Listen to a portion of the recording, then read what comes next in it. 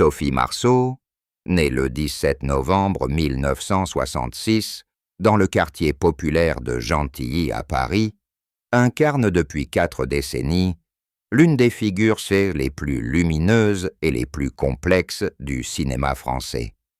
Fille d'un chauffeur-livreur et d'une employée de magasin, elle grandit dans un environnement modeste où le rêve de cinéma semble à des années-lumière. À 14 ans, alors qu'elle accompagne une amie à un casting, elle est repérée par le réalisateur Claude Pinoteau qui cherche la vedette de son prochain film.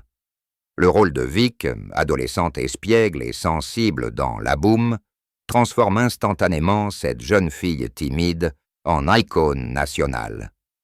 Le succès est phénoménal. La chanson Reality devient un hymne générationnel, et Sophie Marceau, avec ses yeux immenses et son sourire mélancolique, entre dans l'imaginaire collectif comme le symbole d'une jeunesse libre et insouciante. Le triomphe de La Boum 2, 2 ans plus tard, confirme son statut de star. Pourtant, derrière l'image de la jeune fille parfaite, Sophie Marceau souffre déjà du poids de la célébrité. Elle confiera plus tard qu'à 16 ans, elle ne comprenait pas encore ce qui lui arrivait et que la notoriété lui avait volé une partie de son adolescence. Refusant de se laisser enfermer dans le rôle de l'ingénue, elle choisit à 18 ans de tourner avec Andrzej Żuławski, cinéaste polonais réputé pour son exigence et sa radicalité. Le tournage de L'Amour braque devient une épreuve initiatique. Żuławski, de 26 ans son aîné, la pousse dans ses retranchements les plus extrêmes et fait d'elle une actrice habitée, presque possédée. Leur relation dépasse rapidement le cadre professionnel. Elle tombe éperdument amoureuse de cet homme tourmenté, qui lui ouvre les portes d'un cinéma viscéral et sans compromis. Les années 90 marquent une rupture définitive avec l'image de La Boum. Sous la direction de Żuławski, elle interprète des rôles de femmes passionnées, borderline, parfois destructrices. La fidélité, Mes nuits sont plus belles que vos jours, et surtout La Note bleue, où elle incarne George Sand face à un Chopin agonisant, révèlent une actrice capable de tout donner. En parallèle, elle accepte des projets plus grand public qui lui permettent de toucher un public mondial. En 1995, Mel Gibson l'a choisie pour incarner la princesse Isabelle dans Braveheart. Le film devient un phénomène planétaire, et Sophie Marceau, drapée de velours et parlant un anglais impeccable, conquiert Hollywood sans jamais y résider. Elle refuse ensuite les propositions américaines trop formatées, préférant rentrer en France où elle se sent chez elle. À la fin des années 90, sa relation avec Andrzej Żuławski, aussi intense qu'elle est cet été, s'effrite. Ils ont un fils, Vincent, né en 1995. Mais la violence émotionnelle du couple finit par les séparer. Sophie Marceau traverse alors une période sombre.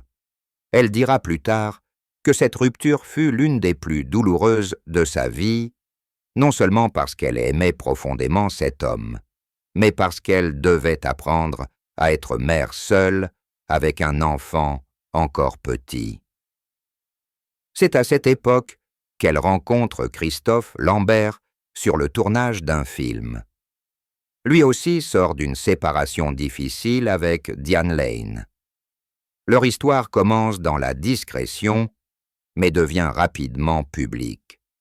Ils forment pendant 6 ans un couple glamour, souvent photographié sur les tapis rouges, et ont une fille, Juliette, née en 2002. Pourtant, ce qui frappe le plus lorsqu'on étudie le parcours de Sophie Marceau, c'est la place centrale qu'occupe sa mère, Simone Morisset, dans sa vie. Simone n'a jamais cherché la lumière. Elle travaillait comme caissière ou employée dans un grand magasin, mais elle a toujours été le pilier indéfectible de sa fille. Quand Sophie, à 14 ans, commence à recevoir des propositions de tournage, c'est sa mère qui l'accompagne partout, qui lit les contrats, qui refuse les rôles trop osés. Quand l'adolescente gagne soudain des sommes folles, c'est encore sa mère qui gère l'argent pour qu'elle ne soit pas dépouillée. Simone est présente sur tous les plateaux, discrète, toujours un peu en retrait, mais toujours là. Sophie répétera toute sa vie que sans sa mère, elle n'aurait jamais tenu. Le 26 décembre 2011, Simone Morisset meurt subitement d'un cancer fulgurant. Sophie Marceau, alors âgée de 45 ans, s'effondre. Elle annule toutes ses obligations professionnelles pendant plusieurs mois. Lors d'une rare interview accordée quelques années plus tard, elle éclate en sanglots en évoquant sa mère et prononce cette phrase qui résume tout. « J'ai eu la célébrité, les films, les prix, les voyages. Mais ma mère était la raison pour laquelle je tenais debout. Quand elle est partie, j'ai eu l'impression que le sol se dérobait sous mes pieds. » Cette perte devient la douleur fondatrice de sa maturité. Elle dira qu'elle a compris ce jour-là que rien, absolument rien, ne vaut la présence des êtres aimés. Après la mort de sa mère, Sophie Marceau change. Elle accepte moins de rôles, choisit des projets plus intimes. Elle passe aussi beaucoup plus de temps avec ses enfants. Sa relation avec Christophe Lambert s'achève en 2004, dans la douceur et le respect. Il reste proche pour Juliette. Elle refuse longtemps de parler d'une nouvelle histoire d'amour, répétant qu'elle a besoin de silence et de solitude. Pourtant, en 2013, elle officialise sa relation avec Richard Caillat, un chef cuisinier talentueux et discret. Avec lui, elle semble enfin trouver une forme d'apaisement. Ils achètent une maison en Touraine, élèvent des chevaux, cultivent un potager. Pour la première fois, Sophie Marceau parle de vie normale. Elle dit « L'amour est le seul risque que je suis encore prête à prendre. Tout le reste, la gloire, l'argent, les honneurs, je sais maintenant que ça ne protège de rien. »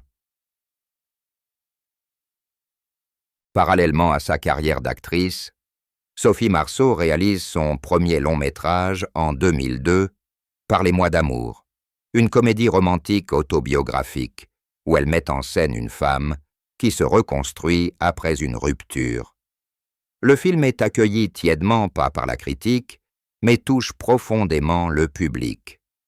En 2007, elle récidive avec La disparue de Deauville, un thriller onirique avec Christophe Lambert. Elle y montre une vraie maîtrise de la mise en scène et une sensibilité rare. En 2009, elle publie son premier roman, La mentaleuse, un livre introspectif et poignant où elle évoque la difficulté d'être une femme publique tout en restant une femme privée.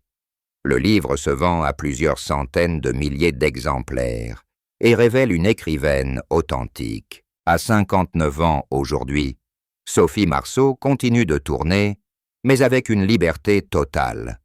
Elle accepte des rôles secondaires si le réalisateur l'intéresse, refuse les blockbusters, privilégie les auteurs. Elle a joué pour Françoise Ozon, Xavier Beauvois, et plus récemment pour Lisa Azuelos dans LOL, où elle incarne une mère dépassée face à l'adolescence de sa fille. Un rôle qui fait écho à sa propre vie. Elle refuse les opérations de chirurgie esthétique, assume ses rides, ses cheveux gris naissants, et dit avec un sourire ironique qu'elle préfère vieillir que disparaître. Elle vit entre Paris et la campagne, partage son temps entre ses enfants, ses chevaux et ses livres. Elle lit énormément, surtout des poètes, Rilke, Baudelaire, Emily Dickinson. Lorsqu'on lui demande ce qu'elle considère comme l'échec de sa vie, elle répond sans hésiter ne pas avoir pu sauver ma mère. Et lorsqu'on lui demande ce dont elle est le plus fière, elle répond « D'avoir su rester moi-même malgré tout ce qu'on a voulu faire de moi. » Sophie Marceau n'a jamais couru après les Césars ou les Oscars. Elle n'en a d'ailleurs qu'un seul, un César du meilleur espoir féminin en 1983 pour la Boom 2. Ce qui compte pour elle, c'est la trace qu'elle laisse dans le cœur des gens. Des millions de femmes se reconnaissent en elle. Cette fille de banlieue, devenue star mondiale sans jamais renier ses origines. Cette femme qui a aimé passionnément et s'est brûlé les ailes. Cette mère qui a tout sacrifié pour ses enfants. Cet artiste qui a su dire non quand il le fallait.